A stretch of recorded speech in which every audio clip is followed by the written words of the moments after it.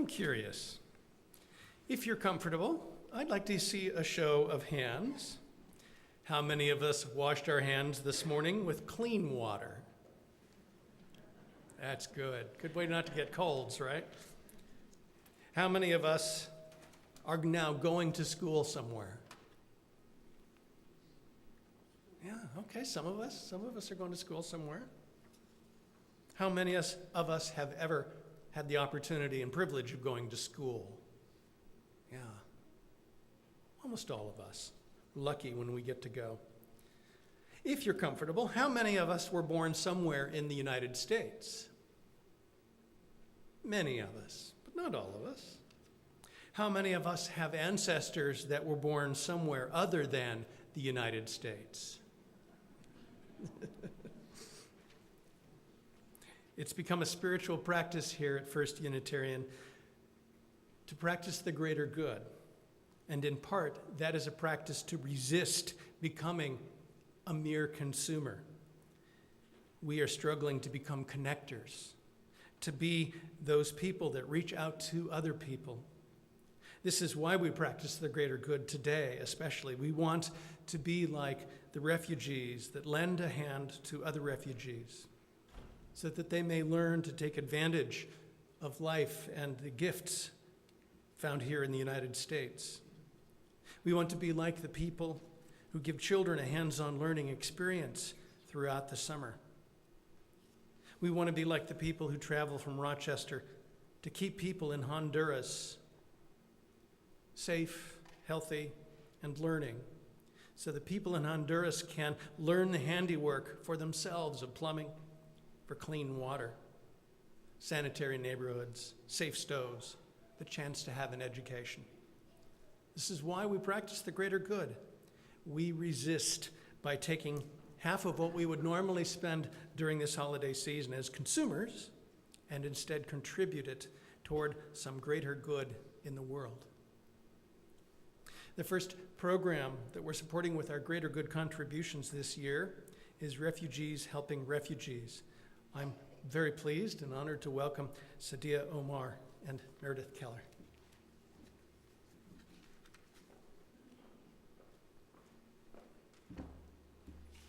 Good morning. I'm Meredith Keller. This is Sadia Omar, and we're from Refugees Helping Refugees. I'm an imposter. She is not. We're here to thank you for your generosity and for your understanding of the importance of welcoming refugees to our country and helping them become established here. RHR was founded by Sadia and others who recognize that resettlement agencies are just the first step in helping our newcomers here in this country. Having gone through it herself, Sadia knew that much more was needed to help refugees thrive. And so with friends, she founded RHR, which offers the continuing services that are so much needed. One of those services is helping young people understand that education beyond high school might actually be possible for them, that college can be their dream too. Your gift will help us continue a program we piloted last summer that brought refugee students together to show them a bit of American college life and helped them understand what they could work toward. Our students loved the program, and now we'll be able to help keep that group together and continue our work. Thank you. Because of your gift, our refugee students will know about and become prepared for life after high school. We'll work with them and we'll work with their parents who don't always understand the possibilities. We'll help them know and understand all of these. As you know, and this is the hardest for all of us, the situation for refugees coming to this country is tenuous and difficult right now. In fact, I just read that I think Rochester has welcomed just 465 refugees this year compared to 1,100 last. There are far fewer people being welcomed, and there are far fewer resources being dedicated to them, to their issues, and to their lives. Your gift will help us assure that young people who do get here have the same possibilities as your own children. Thank you. Here's Sadia Omar, who came to this country from awful circumstances in Somalia, and then years in refugee camps. She settled in Rochester. She took on the role of helping others who came after her, and she's still hard at it.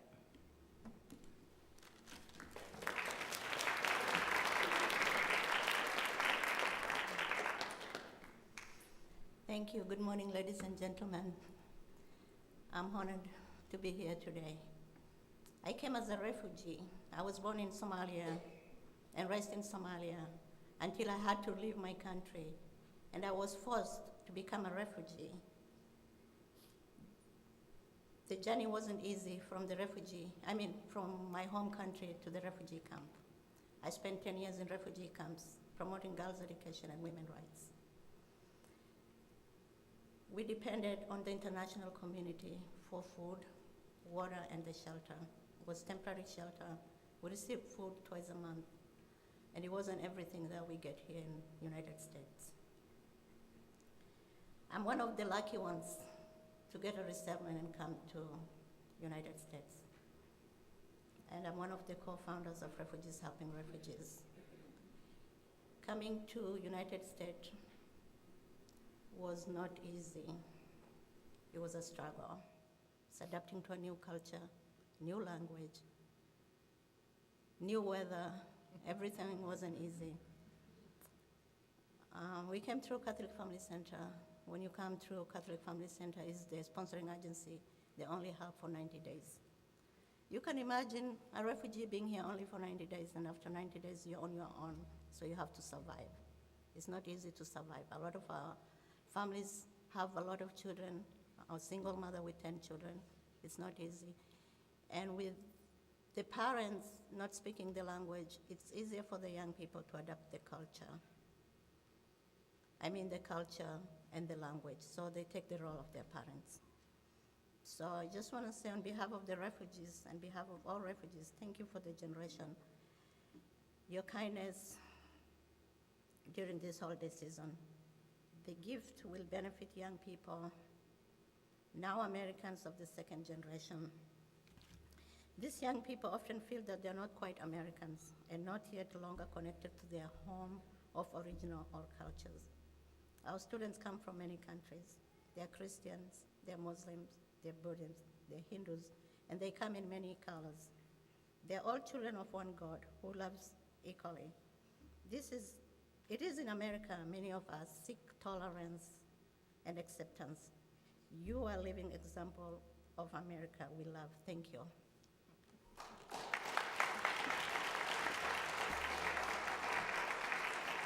On that, I'm going to welcome Lindsay Brown to come up and speak a little bit about the Summer LEAP program. Lindsay, welcome.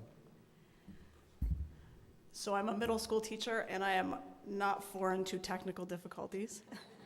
So it is a tremendous honor to be here today. I'm going to explain a little bit about our program. We are a 6-week summer learning bridge program that takes place on the campus of Allendale Columbia School. So middle and upper class students in the summer maintain or make slight gains in their academic growth across the summer months. But for students that come from lower socioeconomic backgrounds, they tend to lose 1 to 3 months of their academic achievement. So by 5th grade, that's 3 years. So Allendale Columbia came together with 17 schools and partnered with the school district to try to bring summer learning experiences to students from the Rochester City School District that are qualify for free and reduced lunch. So therefore, that means that we can leverage summer to really close the opportunity gap, which is a true opportunity gap for students in our own community, very close to here. Yes? Okay, awesome.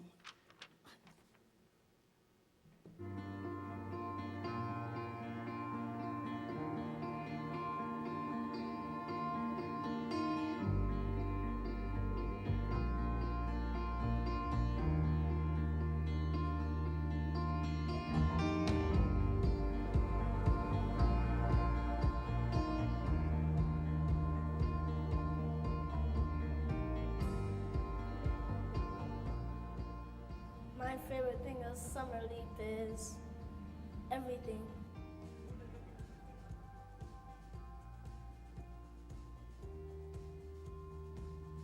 My favorite things to do in Summer Leap is learn and play Chromebooks and go outside. Here at School 17, we are a pre-K through 8th grade school serving about 700 students from the Josana community of Rochester. We are one of the poorest communities in terms of concentrated childhood poverty in the city, and we are working together with various community agencies, including Summer Leap, to help close the opportunity gap that poverty puts our children through. Commitment in Summer Leap is to the child. So if a child enrolls with us in first grade, we are committed to following that child every summer up through their 8th grade year. We started with 2 grades, and that was 30 students, and we will go all the way from 1st to 8th grade, which will be a maximum number of 120 students at full size. I worked for 6 weeks through the summer at the Summer Leap program, and it was one of the most rewarding experiences that I've ever had. It helped me realize that I want to be a teacher. I've always thought that I had, but then when I got to work with kids and work in a classroom over the summer, it really made me make that push to be like, yeah, I definitely want to be a teacher. I have taught 30 years. For me as a teacher, I'm enriched. I am challenged academically and professionally, and in an incredible way have become a better teacher because of the kids. Because they challenge who I am, they challenge what I know, they challenge where I should be taking them and how I envision the world. Our students are resilient and beautiful and intelligent, and it's about opening up their opportunities to access enrichment beyond what they traditionally would be exposed to.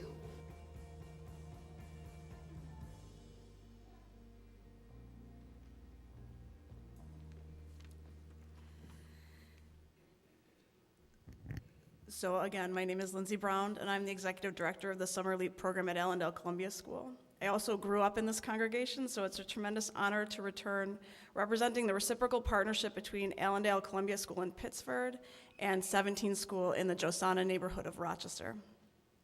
At AC Summer Leap, we believe that access to culturally responsive education is a pathway to economic justice. We also believe that participation in high-quality summer learning leads to the long-term empowerment of the students and families that we serve. I commend your congregation for committing to the moral imperative of compassion during the holiday season.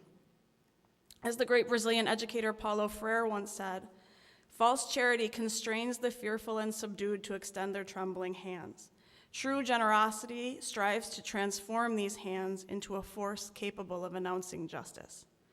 Thank you for joining with AC Summer Leap and School 17. Together, by supporting Rochester's youth, we can transform our community. Thank you. I'd like to welcome Dr. Douglas Stockman and Carol Teal from Highland Hospital's Department of Family Medicine.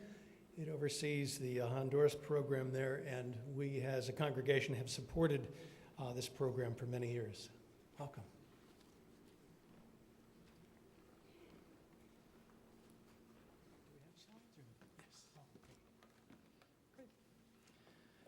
Thank you so much for your continuing support and collaboration with our program. We continue to do great work in Honduras, and your congregation by far is the biggest helper in a collaborative effort with us.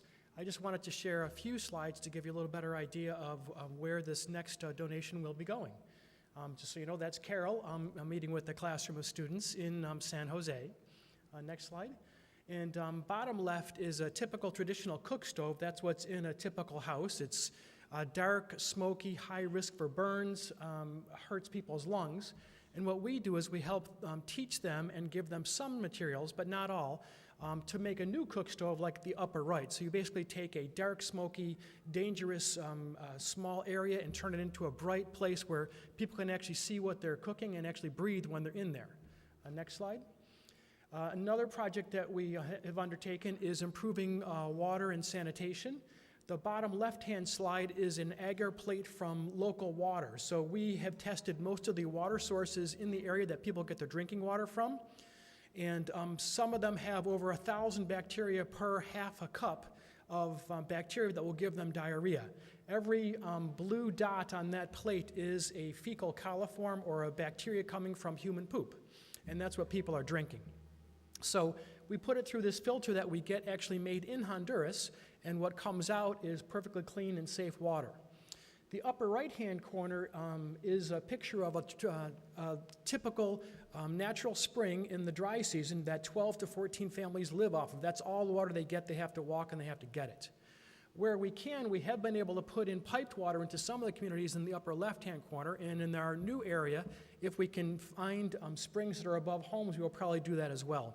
And then the center upper picture is just a home with this water filter that cost about $25, and as I said, is made in Honduras. Next picture is just a picture of latrines going in. We provide know-how and materials with your help, but then the people do all the work. And that is what is happening here is a woman is starting to build a latrine hole, and then bottom left is just about done. Bottom right is one of the Hondurans actually doing all the masonry work to build the latrine, and then upper right is the latrine before the walls and the roof are put in. Keeping human waste in one area really helps reduce disease. Next photo. And in the bluish areas where we've been working so far, now we're extending into the reddish area, and that's what the most recent donation is going to be going towards. These same projects are starting and will be expanded in this area, which is, by the way, very mountainous, very isolated villages. So it can often take 2 to 4 hours to walk to some of these homes. I'll let Carol talk now about education.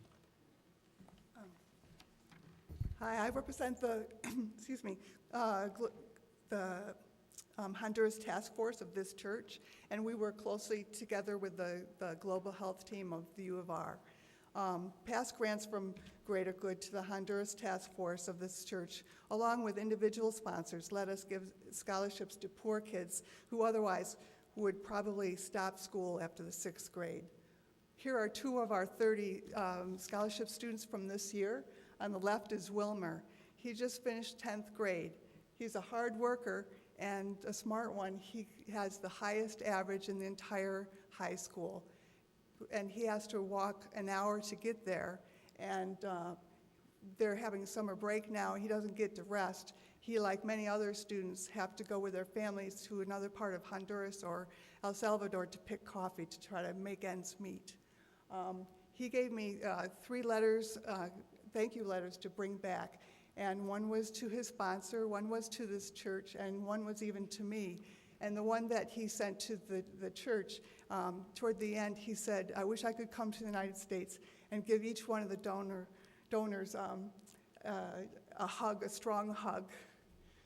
So he's a cool kid. On the right is Maria Justa, and she just graduated from high school, which may not sound like much here, but very few students in this area that we work in are able to graduate from high school, so it's a big thing. We both got tears in our eyes when she came to me and was thanking me for all the help and encouragement she has gotten over the years. She said, I'm from a poor family, but you, not me, but you, have helped me achieve my dream of graduating from high school. And she continues to dream. She's hoping to go to college to become a nurse, and we really hope that she obtains that dream too. Another thing that happens is every fall, the religious ed students here under Sheila and elementary students in Honduras share a lesson and do some kind of exchange. Like this year, it was called Maps and Meaning. I took our kids' maps down with me and visited 3 different elementary schools and then brought back 94 maps to show off. January 14th, we'll have a display in Gilbert Hall, so I hope that you all come up and see it and celebrate our partnership. And on behalf of all the students in Honduras, thank you very much. Thank you.